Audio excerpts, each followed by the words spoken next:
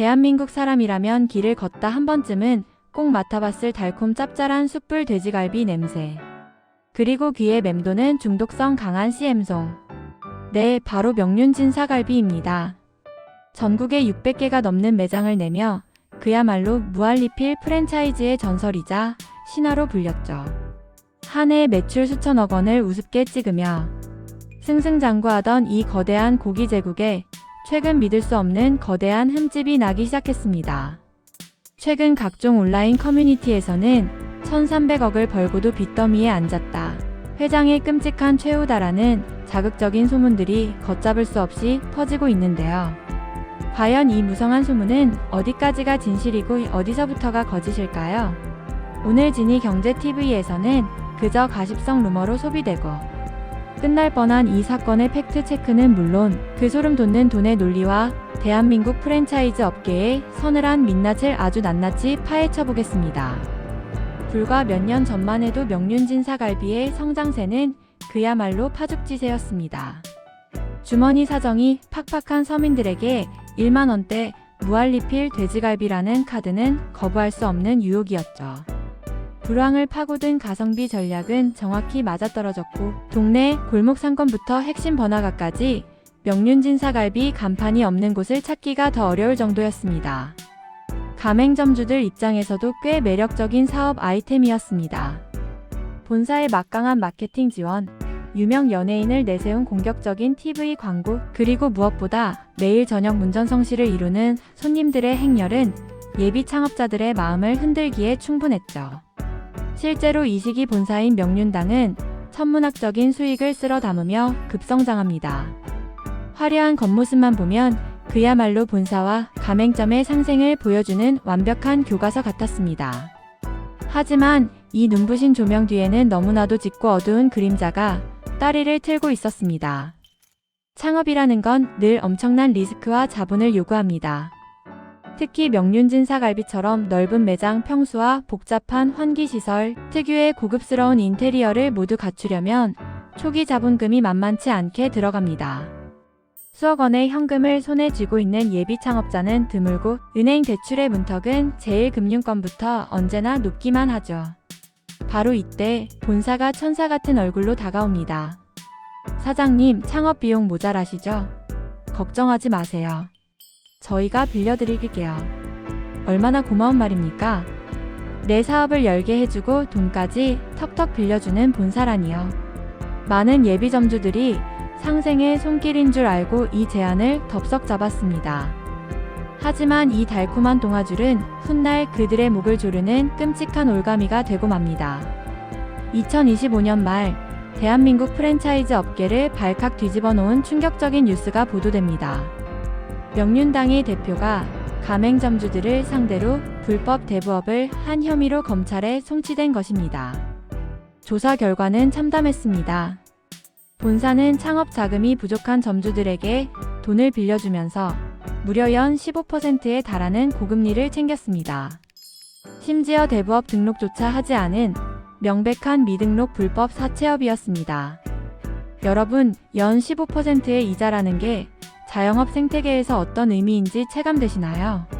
요즘처럼 원자재 가격이 폭등하고 인건비가 치솟는 불경기에 식당을 운영해서 순수익으로 두 자릿수 마진을 남기는 것은 기적에 가깝습니다.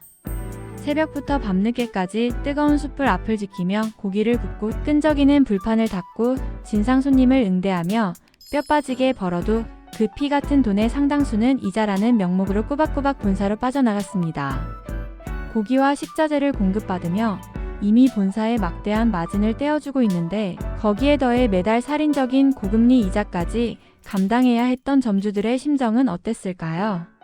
점주들은 빚을 갚기 위해 더 많은 시간을 일해야 했고 비용을 줄이기 위해 스스로 몸을 갈아 넣어야 했습니다. 겉으로는 번듯한 프랜차이즈 사장님이었지만 속은 고금리, 빚더미에 짓눌린 채 하루하루 피가 마르는 일상을 보내야 했죠. 논란이 터지자 본사는 억울함을 호소했습니다. 이익을 챙기려던 것이 아니라 예비 창업자들의 자금 부족을 해결해 주기 위한 선의의 지원이었다고 해명했죠. 이후 무이자로 전환하는 등 가맹점의 부담을 줄이려 노력했다고도 밝혔습니다.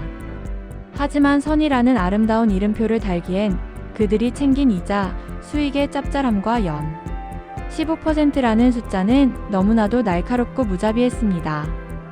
온라인상에서 떠도는 1,300억 벌고도 빚더미, 회장의 끔찍한 최후라는 과장된 문구들은 아마도 막대한 프랜차이즈 수익을 내고도 결국 불법 사채라는 최악의 오명을 뒤집어쓴 채 법의 심판대에 선 본사의 씁쓸한 몰락, 그리고 본사의 탐욕 때문에 진짜 빚더미에 앉아 끔찍한 고통을 겪어야 했던 가맹점주들의 피눈물이 뒤섞여 만들어진 대중들의 분노 어린 조롱일 것입니다.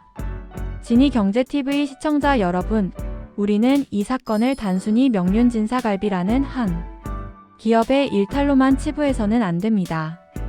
이것은 대한민국 프랜차이즈 산업 깊숙이 썩어들어간 구조적인 병폐를 적나라하게 보여주는 단면입니다.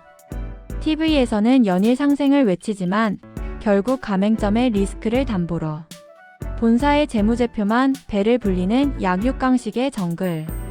창업의 부푼 꿈을 안고 퇴직금과 전 재산을 싸들고 뛰어든 수많은 자영업자들이 본사의 화려한 포장지와 교묘한 대출 덫에 걸려 모든 것을 잃고 마는 비극이 지금 이 순간에도 어딘가에서 반복되고 있습니다.